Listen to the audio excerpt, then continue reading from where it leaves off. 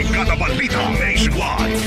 Mga kabrigada, maliit umano ang tsansa na maging recipient ng 6 na retired Japanese warships ang Philippine Coast Guard. Ito ang sinabi ni PCG spokesperson for the West Philippine Sea, Commodore J. Tariela. Sakaling hindi ito angkop para sa Armed Forces of the Philippines.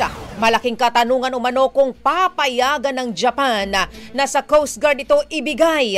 Paliwanag ni Tariela, strikto ang gobyerno ng Japan pagdating sa paglilipat ng mga defense equipment nito at iba pang gamit. Kapag ang pangdepensa umano ay direkta itong dinadala sa Defense Department ng isang bansa at hindi karaniwang ibinibigay sa mga ahensyang gaya ng Coast Guard.